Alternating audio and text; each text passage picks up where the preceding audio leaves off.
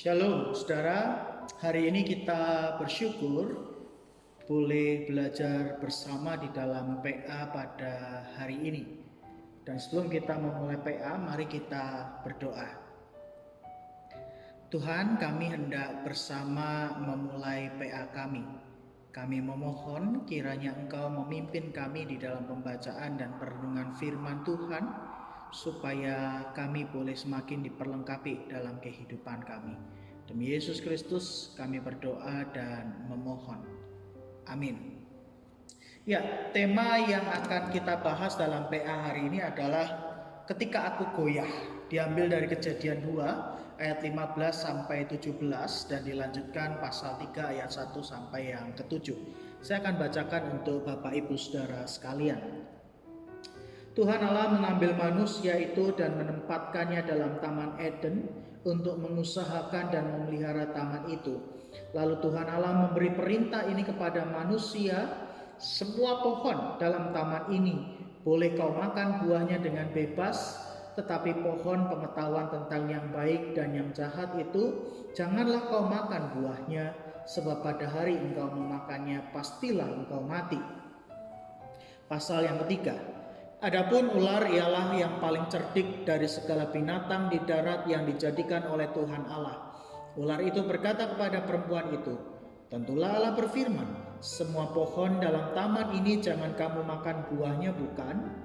Lalu sahut perempuan itu kepada ular itu, buah pohon-pohonan dalam taman ini boleh kami makan, tetapi tentang buah pohon yang ada di tengah taman Allah berfirman, jangan kamu makan ataupun raba buah itu, nanti kamu mati. Tetapi ular itu berkata kepada perempuan itu, sekali-kali kamu tidak akan mati. Tetapi Allah mengetahui bahwa pada waktu kamu memakannya, matamu akan terbuka dan kamu akan menjadi seperti Allah, tahu tentang yang baik dan yang jahat. Perempuan itu melihat bahwa buah pohon itu baik untuk dimakan dan sedap kelihatannya. Lagi pula pohon itu menarik hati karena memberi pengertian. Lalu ia mengambil dari buahnya dan dimakannya dan diberikannya juga kepada suaminya yang bersama-sama dengan dia, dan suaminya pun memakannya. Maka terbukalah mata mereka berdua dan mereka tahu bahwa mereka telanjang, lalu mereka menyemat daun pohon ara dan membuat cawat. Terpujilah nama Tuhan. Ya, Bapak Ibu dan Saudara, hari-hari ini ketika kita ada di tengah pandemi corona, ada banyak kata yang muncul, baik itu isolasi, karantina, disinfektan, hand sanitizer, social distancing, maupun lockdown dan kata-kata lainnya. Dan di dalam pandemi corona ini, di gereja juga muncul dua kata yang tidak asing lagi, yaitu beriman dan berhikmat. Dua kata ini menjadi sebuah pergumulan yang hari-hari ini dibahas di dalam gereja, terkait bagaimana langkah-langkah gereja untuk melakukan upaya mendukung pemerintah di dalam pencegahan dari pandemi corona ini. Di antaranya gereja hari ini sedang berusaha untuk mengalihkan ibadah minggu yang biasanya tatap muka menjadi dalam bentuk virtual. Jemaat dihimbau untuk beribadah di keluarga masing-masing ataupun di rumah. Dan pembatasan ruang gerak lain dengan peniadaan kegiatan-kegiatan gerejawi harian. Tentu hal ini menimbulkan reaksi baik yang pro maupun yang kontra. Dan seringkali diskusi yang dipakai untuk membahas permasalahan ini adalah kelompok beriman dengan kelompok berhikmat. Bagi kelompok yang beriman, dengan pengalihan ibadah dan pembatasan ruang gerak ini, kelompok yang beriman mengatakan bahwa gereja tidak boleh menjadi penakut, kalah dari godaan setan melalui virus corona yang tersebar ini. Tuhan kita berkuasa, jadi tidak ada masalah kalau kita tetap beribadah maupun melakukan kegiatan-kegiatan gerejawi.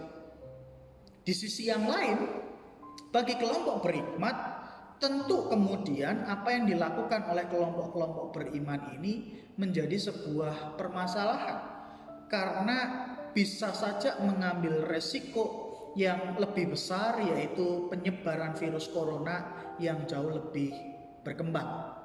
Sedangkan bagi kelompok berhikmat, klaim yang dipakai adalah bahwa kita harus dukung upaya pemerintah, kita harus melakukan social distancing, bahkan lockdown mutlak diharuskan.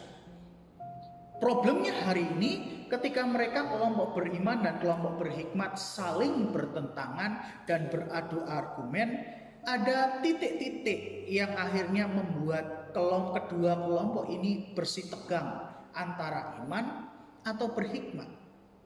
Alih-alih mereka yang mengatasnamakan sebagai kelompok orang beriman, mereka tidak peduli terhadap kepentingan orang banyak, keselamatan, di mana pencegahan ini bisa mendukung dan menekan angka perkembangan virus corona jauh lebih pesat. Sebaliknya bagi kelompok berhikmat, alih-alih berhikmat, namun justru kelompok ini gagal atau menjadi ragu akan kuasa Allah, akan penyertaan dan perlindungan Allah. Bahkan kemudian ketika lockdown diserukan, orang-orang yang berhikmat ini lupa bahwa ada resiko dan konsekuensi yang jauh lebih besar ketika lockdown itu diterapkan. Nah, apa yang terjadi hari ini sesungguhnya adalah ketika kita ada di tengah kegoyahan.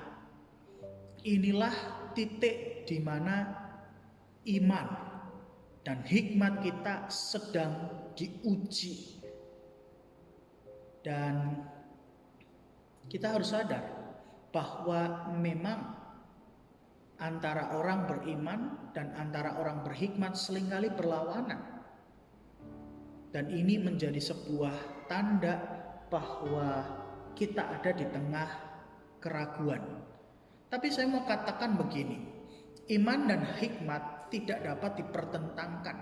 Sebab di dalam iman, hikmat Allah itulah yang menuntun dan menolong kita.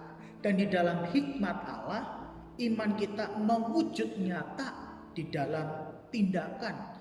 Justru kegoyahan kita itulah yang akan menguji apakah kita betul-betul orang yang beriman dan berhikmat, atau justru kita orang yang berhikmat tapi tidak beriman, atau sebaliknya kita orang beriman namun tidak berhikmat. Yang penting adalah bagaimana kita menjadi orang yang beriman dan berhikmat. Kita belajar dari teks Kejadian hari ini. Ketika manusia pertama diciptakan, yaitu Adam, ia diperintahkan oleh Allah dengan jelas bahwa semua buah pohon-pohonan dalam taman ini boleh dimakan dengan bebas. Tetapi cuma satu, pengetahuan baik dan yang jahat janganlah kau makan buahnya, sebab pada hari engkau memakannya pastilah engkau mati. Perintah Allah ini jelas Bapak Ibu dan Saudara, dan ini disampaikan kepada Adam. Dan tentu Adam juga menyampaikannya kepada Hawa, karena hal ini nampak di dalam diskusi antara Hawa, Adam dengan ular di dalam pasal yang ketiga. Nah, yang menarik di dalam Kejadian yang ketiga ini, dalam diskusi antara ular dengan Hawa, ular kemudian memutarbalikkan perintah Allah untuk membuat Adam dan Hawa menjadi goyah. Ketika Allah memerintahkan semua buah pohon-pohonan dalam taman boleh dimakan, ular justru bertanya kepada Hawa bahwa semua buah pohon-pohonan tidak boleh dimakan, bukan? Dan Hawa yang mengerti perintah Allah ini, ia kemudian merespon apa yang ditanyakan oleh ular. dengan mengatakan bahwa semua buah pohon-pohonan boleh dimakan kecuali satu, dan ini sesuai dengan apa yang diperintahkan oleh Allah. Itu artinya Hawa pada bagian ini ia percaya, ia beriman kepada Allah, bahwa ia mendengar apa yang dikatakan oleh Allah kepada Adam dan juga kepada Hawa yang menjadi pengelola dari taman tersebut. Dan ketika Hawa merespon bahwa semua buah pohon-pohonan boleh dimakan dan hanya satu yang tidak boleh dimakan, maka yang menarik, ular kemudian berkata, sekali-kali kamu tidak akan mati. Dan dilanjutkan dengan pernyataan bahwa Allah mengetahui bahwa ketika manusia memakannya, manusia akan menjadi seperti Allah, dalam artian berhikmat, tahu yang baik dan yang jahat. Dan hal inilah yang cukup menarik Bapak Ibu ketika kita mendalami bacaan kita hari ini. Sebab dalam diskusi antara Adam, Hawa dan juga ular, diskusi ini membawa manusia pada proses kegoyahan dan kejatuhan manusia di dalam dosa. Itu bukan hanya disebabkan oleh karena kesombongan, bukan hanya disebabkan oleh karena ular berhasil membujuk Adam dan Hawa, melainkan manusia diperhadapkan pada pilihan iman dan pilihan hikmat, di mana ular kala itu membawa Hawa masuk di dalam sebuah frame. Ketika Allah memberikan hukum yang pasti dan konsekuensi terhadap pelanggaran hukum itu, kepastian itu kemudian digeser bahwa Adam dan Hawa dibawa dari kepastian menuju pada ketidakpastian, yaitu ketidakpastian terkait kenapa Allah melarang Hawa dan Adam memakan buah itu. Memangnya kalau memakan apa resikonya? Dan tanpa alasan-alasan yang jelas kenapa Allah melarang mereka untuk memakan buah yang terlarang itu. Dan itulah yang kemudian memperhadapkan Adam dan Hawa pada sebuah kegoyahan antara mereka memutuskan dengan hikmat ataupun dengan iman. Dan ternyata ular berhasil membujuk Hawa untuk jatuh dalam dosa. Ketika Hawa melihat bahwa buah pohon itu baik, sedap dan menarik hati karena memberi pengertian. Sekali lagi, Hawa tergoda karena ia ingin menjadi seperti Allah, memiliki hikmat, memiliki pengertian, dan di titik yang sama manusia jatuh dalam dosa karena mereka mengejar hikmat dan melepaskan iman percaya mereka kepada Allah. Dan itulah yang membuat manusia jatuh dalam dosa, bukan hanya karena ular yang membujuk rayu sehingga manusia jatuh dalam dosa, melainkan justru karena manusia jatuh pada pilihan yang salah. Mereka mengandalkan hikmat mereka, mereka melupakan iman percaya mereka kepada Allah, dan akhirnya mereka memakan buah yang dilarang oleh Allah. Bapak, Ibu, dan Saudara, kita pun juga pasti akan mengalami momen-momen di mana kita harus makan buah simalakama. Kalau kita makan, ayah yang mati. Kalau tidak dimakan, ibu yang mati. Sebuah pilihan yang sulit yang harus kita ambil. Dan pilihan-pilihan itu pasti mengambil resiko di dalamnya. Dan di momen-momen ketika kita harus mengambil sebuah keputusan, sebuah pilihan dalam kehidupan kita. Belajar dari kisah Adam dan Hawa, maka yang penting adalah poin pertama ialah jangan sampai kita kehilangan kepercayaan kepada Allah. Sebab ketika kita tidak lagi percaya kepada Allah, ketika kita tidak memiliki iman kepada Allah, kita tidak akan lagi mau tunduk dan taat pada perintah dan janji Allah. Resikonya kita akan menjalani hidup yang sembrono dan sakar PDW. Keputusan diambil berdasarkan apa yang kita mau, bukan apa yang dimau oleh Allah. Keputusan diambil berdasarkan apa yang kita harapkan, bukan pada apa yang diharapkan oleh Allah. Dan yang penting, jangan seperti Adam dan Hawa yang mengandalkan hikmat manusia sendiri.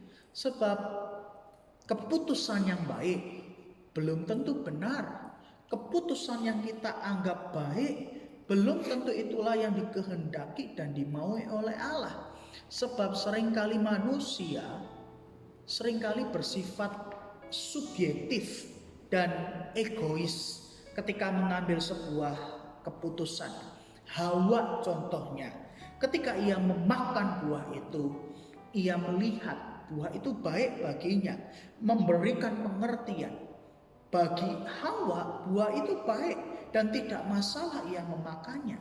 Tapi ternyata itu tidak benar, karena itu tidak dikehendaki oleh Allah. Dan oleh sebab itu, tatkala kita ada di dalam situasi yang tidak mudah untuk mengambil sebuah keputusan, ketika kita ada di tengah keadaan yang memang sangat sulit bagi kita untuk melangkah, dua hal yang penting yang harus kita ingat, bahwa jangan sampai kita kehilangan kepercayaan pada Allah. Dan yang kedua, jangan mengandalkan hikmat manusia, jangan mengandalkan hikmat kita sendirian. Sebab Bapak Ibu, kualitas iman dan hikmat kita diuji dan nampak melalui setiap proses pengambilan keputusan dan jalan hidup yang kita tempuh. Di sanalah iman dan hikmat kita sedang diuji dan nampak kelihatan. Dan kalau hari ini kita berkumpul bersama dengan keputusan apa yang kita ambil terkait dengan pandemi corona, ketika semua kegiatan harian dibatasi, ketika ibadah kemudian dialihkan maupun tetap diadakan, maka keputusan yang kita ambil itulah yang akan menunjukkan kualitas iman dan hikmat kita terkait apa keputusan yang terbaik. Yang penting ketika kita mengambil sebuah keputusan, jangan sampai lalu kita kehilangan iman percaya kita pada Allah. Jangan sampai lalu kita mengandalkan hikmat kita sendiri. Dan ketika kita goyah, upayakan jangan sampai kita jatuh dalam dosa. Tuhan memberkati kita semua. Amin.